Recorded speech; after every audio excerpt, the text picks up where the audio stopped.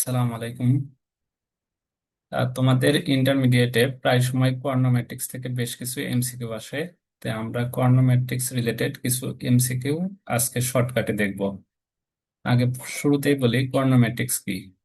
কোয়ার্নোমেট্রিক্স হলো এমন একটা ম্যাট্রিক্স যে ম্যাট্রিক্সের মুখ্য কর্ণ ব্যতীত সকল ভুক্তিগুলাই শূন্য থাকবে।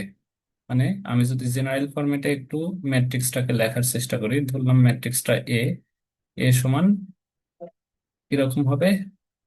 জেনারেল ফরম্যাটে লিখলাম এ 0 0 0 B 0 আর 0 0 C।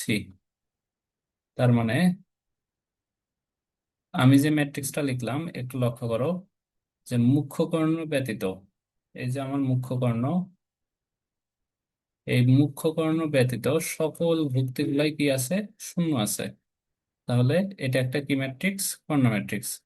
এখন অবশ্যই ম্যাট্রিক্সটা বর্গ, এটা নিশ্চিত, কারণ কর্ণ ম্যাট্রিক্স তখনই হবে যদি ম্যাট্রিক্সটা বর্গ হয়। তো এটা যেহেতু 3/3 আকারের ম্যাট্রিক্স, তার মানে এটা একটা বর্গ ম্যাট্রিক্স। তো আমার মূল কথা কি যে কর্ণ ম্যাট্রিক্স থেকে এমসিকিউ কি ধরনের আসে। তো এরকম ভাবে থাকতে পারে যে একটা কর্ণ ম্যাট্রিক্স দিয়ে বললো যে এই ম্যাট্রিক্সের নির্ণায়কের মান কত অথবা ডিটারমিনেন্ট কত। মানে এরকম ভাবে থাকতে পারে যে determinant of A equal to কত।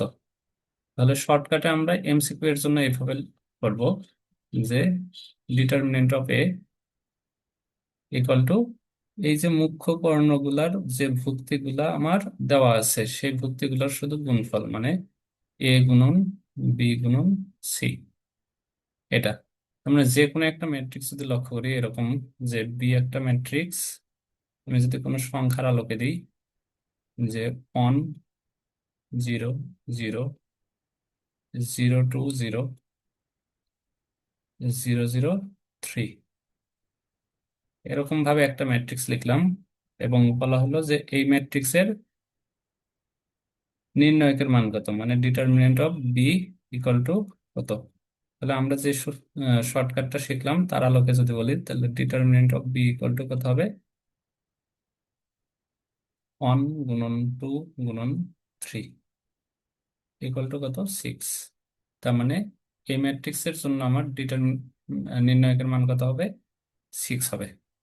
এখন এটা হয়তোবা আমাদের অনেক সহজেই করতে পারতেছি, কিন্তু এই একই নিয়মটা ঊর্ধ্ব ত্রিভুজাকার ম্যাট্রিক্স এবং নিম্ন ত্রিভুজাকার ম্যাট্রিক্সের ক্ষেত্রেও প্রযোজ্য। কিরকম? যদি তোমাকে ঊর্ধ্ব ত্রিভুজাকার ম্যাট্রিক্স অথবা নিম্ন ত্রিভুজাকার ম্যাট্রিক্স দিয়ে বলে যে ওই ম্যাট্রিক্সটার নির্ণায়কের মান কত, তখনও আমরা এই নিয়মটা ফলো করতে পারবো। যেমন একটু দেখি, যদি আমি এই অংশটা মুছে দিই, এবার যদি আমি ঊর্ধ্ব ত্রিভুজাকার ম্যাট্রিক্স লিখি এরকম ভাবে, যে একটা ম্যাট্রিক্স লিখলাম এ ইকুয়াল টু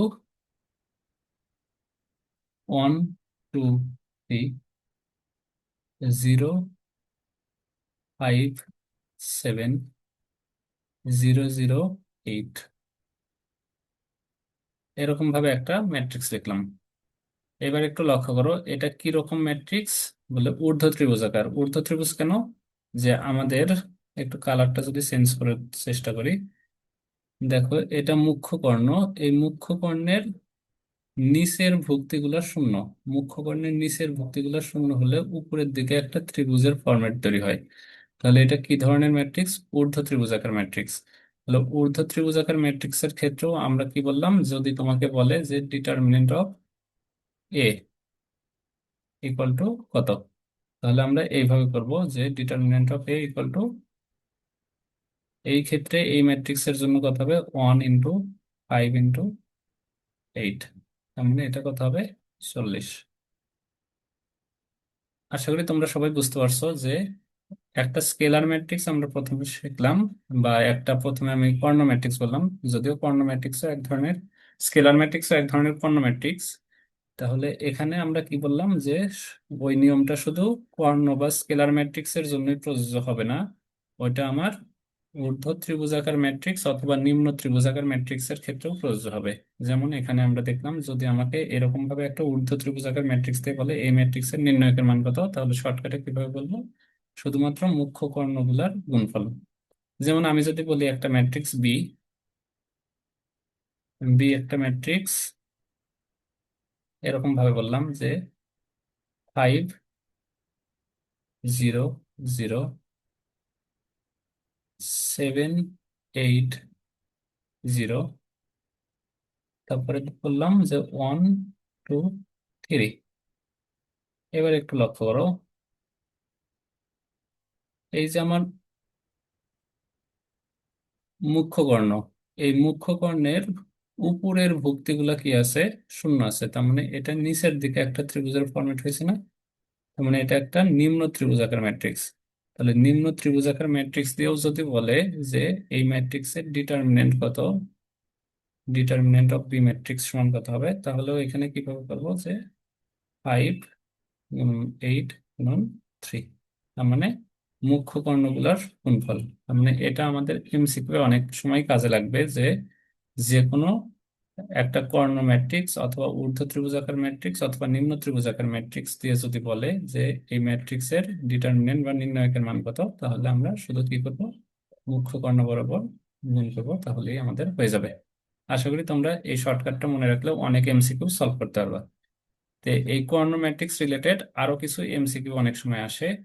তে সেই ধরনের এমসিকিউ একটু আমরা দেখি। প্রথমেই আমি এই অংশটা আবারও মুছে দেওয়ার চেষ্টা করি।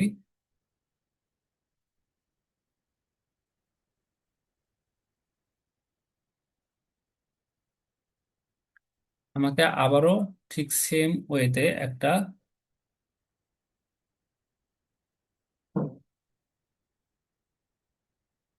কোঅর্ডিনেট্রিক্স দিল, বলল যে 1 2 0 0 5 0 0 0 3, এই ফরম্যাটে একটা কোঅর্ডিনেট্রিক্স দিল এবং আমাকে বলল যে a³ সমান কত। কি বললো? a³ সমান কত। আবারও বলছি, যে কোনো একটা কর্ণ ম্যাট্রিক্স দিয়ে বললো যে a³ অথবা a⁴ অথবা যে কোনো কিছুই থাকতে পারে। তাহলে এরকম ভাবে যদি দেখি যে আমাদের একটা কর্ণ ম্যাট্রিক্স আছে, এই ফরম্যাটে দেওয়া আছে, আমাকে বললো a³, তাহলে এই ক্ষেত্রে এমসিকিউটা কি হবে? এখানে শুধুমাত্র কর্ণ ম্যাট্রিক্সের মুখ্য কর্ণ বরাবর যে ভুক্তিগুলো আছে বা উপাদানগুলো আছে, তার উপরে এই পাওয়ারটা চলে যাবে। এই পাওয়ারটা তাহলে অনের উপরে দিলে কত হবে? 1³, তারপরে 0 0, তারপরে 0 5³ 0, তারপরে 0 0 3³ আশা করি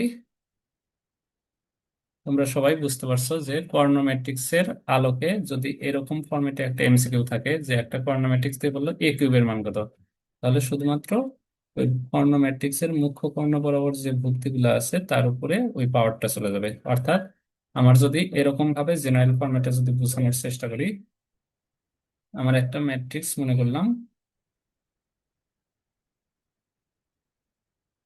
a 0 0 b, এই ফরম্যাটে আছে। এটাও তো একটা কি ম্যাট্রিক্স? কর্ণ ম্যাট্রিক্স। যেহেতু মুখ্য কর্ণ বরাবর উপাদানগুলো আছে, বাকি উপাদানগুলো এটা n/n আকারেরও থাকতে পারে। অর্থাৎ আমি দিয়ে দিলাম n/n আকারের, মনে করলাম যে এই ফরম্যাটে একটা ম্যাট্রিক্স, এরকম ভাবে ডট ডট ডট দিতে পারো। তো আমি আপাতত মনে করলাম যে এই ফরম্যাটে একটা ম্যাট্রিক্স n/n আকারের একটা কর্ণ ম্যাট্রিক্স দেওয়া আছে। আমাকে বললো যে b⁴n কত, অথবা m কত, অথবা যে কোনো কিছু পাওয়ার থাকতে পারে, যেমন এখানে দিছি কত, 3। তাহলে b⁴n ইকুয়াল টু কি লিখবো? a⁴n 0, তারপরে 0 b⁴n।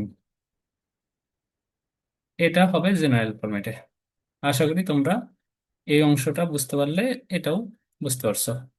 তাহলে এখানে কি বললাম, যে কোনো একটা কর্ণ ম্যাট্রিক্স দিয়ে যদি বলে সে এ- অন্য একটা ঘাত দিল যে 3 বা 4 বা 5, এখানে যদি স্কোয়ার দিত, তাহলে কি হতো, 1 এর উপরে স্কোয়ার, 5 এর উপরে স্কোয়ার, 3 এর উপরে স্কোয়ার, যেই অ্যান্সারটা হয়তো সেটাই উত্তর। তাহলে আশা করি কোঅর্ডিনেটরিক্স রিলেটেড এই রকমের যদি কোনো এমসিকিউ আসে, এটা তোমরা আশা করি পারবা। কোঅর্ডিনেটরিক্স নিয়ে আরো বেশ কিছু এমসিকিউ আসে, তো আজকে আমি এই পর্যন্তই দেখালাম। আর সামনের ভিডিওতে ইনশাল্লাহ বাকি কোঅর্ডিনেটরিক্স রিলেটেড বা ম্যাট্রিক্স রিলেটেড যত রকমের এমসিকিউ আছে শর্টকাটে আমি দেখানোর চেষ্টা করবো ইনশাল্লাহ। তো তোমরা সবাই ভালো থাকো, সুস্থ থাকো। আসসালামু আলাইকুম।